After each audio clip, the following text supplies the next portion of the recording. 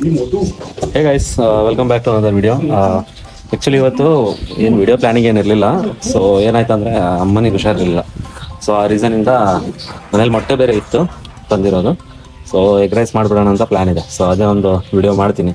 So ಏನು ಜಾಸ್ತಿ ಹೊತ್ತೇನಾಗಲ್ಲ. I hope ಒಂದು 10-15 ಮಿನಿಟ್ಸಲ್ಲಿ ಕೆಲಸ ಆಗುತ್ತೆ ಬೇಗ.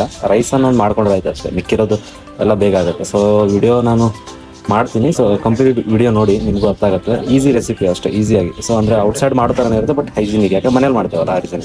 Okay, let's try.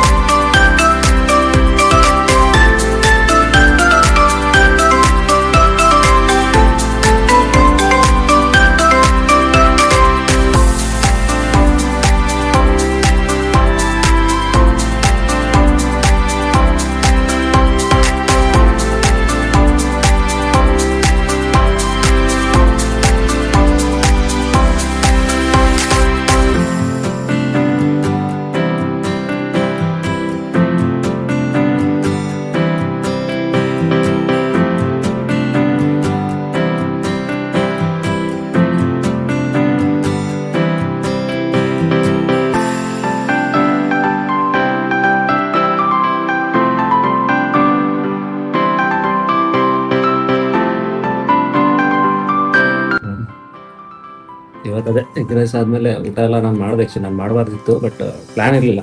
ಸೊ ಮಾಡಾದ್ಮೇಲೆ ಹೀಗೆ ಅನಿಸ್ತು, ಇವನಿಗೆ ಕರ್ಕೊಡೋಣ ಕಾಲ್ ಮಾಡಿ ಅಂತ ಹೇಳಿ. ಇನ್ನೇ ಊಟ ಮಾಡಿರಲಿಲ್ಲ ನಾನು. ಸೊ ಬರ್ತೀನಿ ಅಂತ ಅಂದ. ಸೊ ಬಾ ಅಂತ ಅಂದೆ. ಹೆಂಗೆ ಅನಿಸ್ತದೆ? ಮಸ್ತಾಗಿದೆ. Home cooked, not street style, but healthy and tasty version of egg rice. ಅದೇ ಅಂದರೆ ಆ್ಯಕ್ಚುಲಿ ಎಗ್ ರೈಸ್ ಅಂತೂ ಕಾಮನ್ ಆಗುತ್ತೆ. ಅದೇನು ಅವ್ನು ಮಾಡಿದ ಡಿಶ್ ಸ್ವಲ್ಪ ಯುನೀಕ್ ಆಗಿತ್ತು, ನಾನು ತಿಂದಿರಲಿಲ್ಲ ಮುಂಚೆ. ಅಂದರೆ ನಾರ್ತ್ ಡಿಶ್ ಅಲ್ವ. ಸೊ ಎಗ್ ರೈಸ್ ಕಾಮನ್ ಆಗಿರುತ್ತೆ, ಬಟ್ ಸಮ್ಟೈಮ್ಸ್ ವೇರಿ ಆಗುತ್ತೆ. ಅಂದರೆ ಹ್ಯಾಂಡ್ ಟು ಹ್ಯಾಂಡ್ ಒಬ್ಬೊಬ್ರು ಮಾಡೋದ್ರ ಮೇಲೆ. ಇವಾಗ ಅಮ್ಮ ಮಾಡ್ತಾರೆ ಸ್ವಲ್ಪ ಡಿಫ್ರೆಂಟ್ ಅನ್ಸುತ್ತೆ, ನಾನು ಮಾಡೋದಂತ ಡಿಫ್ರೆಂಟ್ ಆಗುತ್ತೆ.